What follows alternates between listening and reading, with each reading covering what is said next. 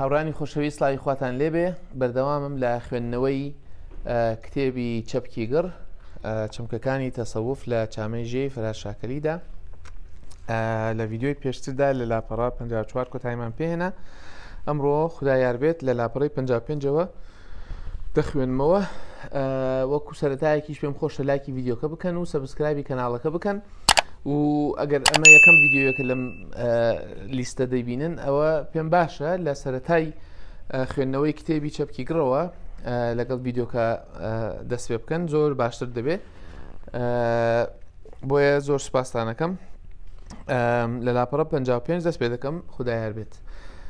نیوچە سەردێر ئامانجی ڕێگە ئارەزووی دڵێکی پاکژ. لەم دێڕانەی خوارەوەدا شاکەلی ئاماژە بە ئامانجی ڕێگە دەکات، گەرچی دیاری ناکات. کاتێک ئامانجی ڕێگە خودا بێت ئەوە خودا لە هەموو جێیەکە. ئەمە لە ناو کەواندا ئاەتە کە مامۆستا هەژار وەریگەڕاوە، خۆرهەڵات و خۆرئاوا هەرتک هی خوددان، ڕوو بکەنە هەر لایەکی خودا لەوەیە. وەرگێڕانی مامۆستا هەژارە بۆ ئاەتی وەللله المەشرق والمەغرب فأينما تولوا فثم وجه الله لە سوورەتی بەقەرە ئاەتی 115.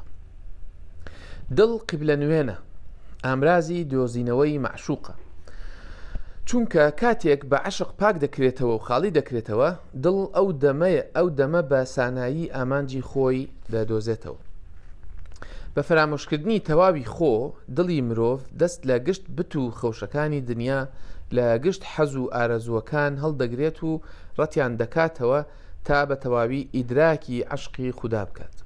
شاکەلی دەڵێ پەیکەری دزێویان بەردباران کە، ڕوو لە ڕووگەی نازەنینی خۆت بکە و وەک خواپەرستێکی زورهان گوێ ڕادێرە. زایەڵەی زەریای باوەڕە شەپۆل لە دووی شەپۆل، بە ناخی بەردەڵانی تەمەنتا دەچێتە خوار. پاشانیش دەڵێ ملی کامە ڕێگە و شارڕێگەیە دەگرم، هەر تۆم مەنزلیت و هەر تۆم ناونیشانی. حاڵی دڵ ئەو پێوەرەیە شاکەلی بۆ دڵنیابوون لە ڕاستوڕەوانی ڕێگە بە کاری دەبات. ئەو ناڵێت تەنیا یەک تاکە ڕێگە هەیە تا بیگرێتە بەر، دەڵێت هەر ڕێگەیەک لە دڵێکی بریندارەوە، لە دڵێکەوە پڕ بێت لە تاسەی گەیشتن بە معشوق و بەدەست ئازاری دووری لە معشوقەوە بتلێتەوە، ئەوە ڕێگەیەکی ڕاستوڕەوانە. بە مانایەکی دیکە ئەوە دڵەکانن کە ڕێگە یەک دەخەن، نەک ڕێگەکە دڵەکان یەک بخات. شاکەری دەڵێ کێبێ ڕێگەیەکم پێشان بدات لە هەموو شارێکی بریندارەوە دەست پێ بکات و ئەو سەری لای تۆ بێت. بۆیە چامەی ژێ گەشتێکە بەسەر ڕێگەی عیرفاندا بەرەو ئەوەی کە دڵێکی پاکشکراوە و خاڵی لە هەموو شتێک جگە لە معشوق ئارەزووی دەکات. شاکەلی تاوتوی سروشت و جۆری ئەم ڕێگە عیرفانیە دەکات و دەیەوێت لە پێداویستی و خۆ ئامادەکردن و توێشوەکەی دڵنیا بێت. لە سەرەتای شعرەکەیدا پرسیاری خۆیەکلاییکردنەوە بۆ گرتنی ڕێگە دەکات. ئەمەیش پێویستی بە ئامادەکردنی هۆش و هزری کە دەڵێ شاکەری دەڵێ گەردانەیەکی سپی مرواری دەکەمە ملی ڕۆژ، و ئامادەکردنی ڕۆحی قردێلەیەکی گوڵڕەنگی هەورێشم دەدەم لە بسکی شەوان هەیە. هەنی پێویستی بە ئامادەکردنی هۆش و هزری و ئامادەکردنی ڕۆحی هەیە کە لە سەرەتای چامەکەوە بەو دوو دێڕە دیارکراون. ئەو ڕێگەیەی لە پێشی شاعری عاریفدایە ڕێگەیەکی هەڵکشاوە، ڕێگەیەکە لە ناو کەوانەدا نە دەست پێ دەکات و نەدەبڕێتەوە کە شاکەری دەڵێت. ئەمەیش چونکە ئامانجی کۆتایی ڕێگە معشوق نە سەرەتای هەیە و نە کۆتایی. لە ناو کەوانەدا ئەمە وەرگێڕانی ئاەتە مامۆستا هەژار، پێشوو ئەوە و دوایی ئەوە، کە وەرگێڕانی مامۆستا هەژارە بۆ ئاەتی هو الأول والآخر لە سوورەتی حەدید ئاەتی 3. بۆ ناساندنی ئامانجی کۆتایی ئەم ڕێگە عیرفانیە باوەڕدار لە وێنەی ڕێبوار یا عاشقێکدا بۆ ئەوەی بگاتە ئامانجی حەقیقەت دەبێت دەڤەری خۆ، دەڤەری نەفس جێبهێڵێت و ئارەزۆکانی ئەم دنیا و ئەو دنیایشی تێپەڕێنێت. گەشتکردن بەسەر ڕێگەی ژێدا تژیە لە دڵنیایی تێکەڵ بە دوودڵی، چونکە ڕێگەکە لە هەموو لایەکەوە بە ئارەزوو و پێداویستی و ویستن تەنراوە. دوودڵی لەو دەمانەدا زیاتر دەبێت کە بانگەشەکانی ناسینی ڕێگە زۆر و زەبەندە دەبن کەچی زۆر جار هەر لە ناوەڕاستی ڕێدا ڕێبوار بەجێ دەهێڵن و نایگەێنن نەمەبەست. لەم شاکەلی دەڵێ لەم سەردەمەدا ڕێگە لە فەرهەنگ یاخی دەبێ نایەوێت تەنێ زەوی بپێوێت و شوێن بگەێنێتە یەکدی. پاشانیش دەڵێ پریشکی کوورەی دوودڵی پڕەی دڵی تەنها دەسووتێنێ دەبێ بە کۆی زوو خاڵ. دواتر دەڵێ دوودڵی لە هەزرمدا گەرادا دەنێ و کرمی گومان وەردەبێتە جەستەی دڵی هایدارم.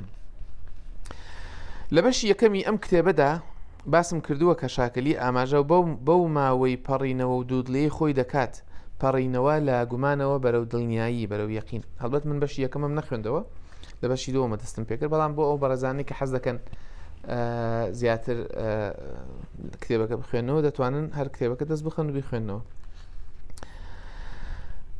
ئەمەیش خۆی لە خۆیدا تەمەەن شاکەلی باسی ئەو پەڕینەوەی دەکات لە گومانەوە بەرەو یەقین. ئەمەش خۆی لە خۆیدا پرۆسەیەکی جەستەیی و ڕۆحیشە، پرۆسەیەکە دڵێکی هایدار پێیدا تێدەپەڕێت تا پێی کەمێک ڕادەکەسێت و ئۆقرە دەگرێت. ئەم دێڕانەی سەرەوە نیشاندەری ئەو بۆچوونەی پێشتر من کەوا شاکەلی وەک شاعیرێکی سۆفی جەخت لە ناوەندبوونی دڵ دەکاتەوە نەک عەقڵ، چونکە ئەو گومانەی شاکەلی باسی دەکات لە دڵیدایە نەک لە عەقڵیدا. هەڵبەت لێرە تێبینیەکەم نووسیوە وتومە لەوانەیە دوو دڵی نەک دوو عەقڵی، وەنێ لە کوردیدا دەوترێت دوو دڵی ناڵێت دوو عەقڵی. لە کوردیدا سەرچاوەکەی هەر ئەم ڕوانگە ئیرفانیە بێت. ڕوانگە ئیرفانی لە فەرهەنگی کوردیدا ڕەگی قوڵە و ڕنگدانەوەی لە دەربڕینی ڕۆژانەدا هەیە. وانە چونکە بە کوردی ئەمە کە گومانمان هەبێ گومانەکە ناڵێن دوو عەقڵی یا دوو بیری، دەڵێن دوو دڵی. بۆیە دیارە دڵ شوێنی گومانە کە ئەویش وەکو من تێبینیم کردووە دەکرێت ئەو ڕوانگە ئیرفانیە بێ کە لە فەرهەنگی کوردیدا لە سەقافەت و کەلتوری کوردیدا ڕەنگی قوڵە و لە دەربڕین ڕۆژانەدا هەیە. کە دڵیش ئیدی بووە دوو ئەو دەمسەر لێ شێوان گەرای خۆی لە عەقلیشدا دادەنێت. لەبەر ئەوەی گەیشتن بە دڵنیایی هەروە ئاسان و لە خۆوە نییە، زۆر جار دوودڵی سەر لە ڕێبوار دەشێوێنێت. لەو دەمانەدا هەبوونی ڕێبەر هەبوونی مرشید ڕۆڵێکی گەورە دەبینێت. ڕێبەر دەستی ڕێبوار دەگرێت، پێشی دەکەوێت، هەنگاو بە هەنگاو لەگەڵیدا دەبێت، لە هەر ترازان و لەرزینێکدا دڵنەوایی دەکات و بڵندی دەکاتەوە و دەیخاتەوە سەرپێ بۆ ئەوەی گەشتەکە بەسەر ڕێگەدا بەرەو ڕووگە بەردەوام بێت. نیوچە سەردێڕێکی دیکە ئامانجی ڕوون گومان لە ڕێگە، ئەنی ئامانجەکە ڕوونە بەڵام گومانەکە لە ڕێگەیە. شاکەلی بەسەر ڕێگەوە ڕوبەڕووی کێشمێکێش و گەڕانیش دەبێتەوە، چونکە وەک سۆفیەک لەگەڵ هەر هەنگاوێکدا باوەڕ و خۆشەویستیەکەی بە بەردەوامی تاقی دەکرێنەوە. ئەو باش دەزانێت عەشقەکەی لە ژێر دووربیندایە، بەڵام لە بەرامبەردا خوددا بەڵگەی ئەوە و باوەڕی وایە عەشقی خودایی هەمیشە و بە بەردەوامی لەگەڵیدایە. شاکەلی دەڵێت کتێبی ئەوینت پەڕ بە پەڕ دەخوێنمەوە، لە نیشانەیەک دەگەڕێم ڕازی هاتوچۆی شەوانم تێگەیەنێ، پرسیاری ئاینێ دەکەم بتوانێت لە چارەنووسی من و تۆ بدوێ. پاشان دەڵێ پرسیاری چیم لێ دەکەی؟ خۆت هەنگاو بە هەنگاو وێڕای من دەهاتی، هێشتا من دارەدارەم دەکرد تۆ پێشم دەکەوتی، لە هەڵەت و کوێرە ڕێدا هاوڕێ و هاودەمم بووی. هەڵگرتنەوەی ئەم ڕێگەیە ئاسان نییە، چونکە داوای جێهێشتنی جیهان و خۆ دەکات. هەندێک جار مورید لە قۆناغێکی ماوەی خەڵوەتی 30 یا 40 ڕۆژیدا پیرەکەی داوای لێ دەکات خەڵوەتەکەی بشکێنێت. مرشیدەکەی، پیرەکەی، شێخەکەی داوای لێ دەکات خەڵوەتەکەی بشکێنێت، بە تایبەتی گەر قوتابیەکە کەم هێز بوو، چونکە دەکرێت خەڵوەت ببێتە سەرچاوەی ترس لەبری ئەوەی ببێتە سەرچاوەی بڵندبوونەوە و هەڵکشان. هۆشیاربوون لە خەڵوەت بۆ ئەوەیە لەوانەیە مورید لە تەنیاییدا جەخت لە خۆی بکاتەوە لەبری ئەوەی جەخت لە خوددا بکاتەوە، یانی سۆزی مورید بە جۆرێک هەڵکشێت و دوودڵی و تووڕەیی دای بگرێت. بۆیە شاکەلی هۆشیاری ئەوەیە نەکا بکەوێتە داوی خۆشەویستی ڕێگەکەوە، چونکە دەکرێت ڕێگە سەری لێ بشەوێت خۆی ون بکات و نەگاتە کۆتاییەکەی. شاکەلی دەڵێ بە ئاواتی کوێرە ڕێیەکی وەهاوی لە زریان و وەیشومەدا وێڵ نەبێت. لەم سەردەمەدا ڕێگە لە فەرهەنگ یاخی دەبێ، نایەوێت تەنێ زەوی بپێوێت و شوێن بگەێنێتە یەکدی. ڕێگەش لەگەڵ کات و سەردەم هاو ئاهەنگە. ڕێگەش شەوان دەست دەنێتە بینی نیگای بزێوم. هەر بۆیە ڕێبوار پێویستی بە ڕێنیشاندەرێک هەیە تا لە هەنگاوەکانیدا دەستی بگرێت. بە پێی فەرمودەی پێغەمبەر درودی خودای لێبێت، ئاین ئامۆژگاریکردنە. الدین النەسیحە کە موسلیم ڕیوایەتی کردووە. بە پێی ئەم فەرمودەیە کە ئاین ئامۆژگاریکردنە، ئەوە عاریفان باوەڕیان وایە ڕێنیشاندەر بۆ مرید گرنگە. مرید پێویستی بە پیرێک هەیە وەک ڕێنیشاندەر تا بە وردی هۆشیاری گشت هەناسەدانی بێت. پێغەمبەر محەممەد درودی خوای لێبێت ڕێنیشاندەری سەرەکی مسلمانانە. ژیان و گفتاری ئەویش سنەت سەرچاوەیەکی سەرەکی ئاینی ئیسلامە. لای شاکەلی خوددا ڕێنیشاندەری گشت ڕێنیشاندەرانە. داوا لە خوددا دەکات وەک هاوڕێیەک، وەک خوددانێک ڕێی نیشان بدات.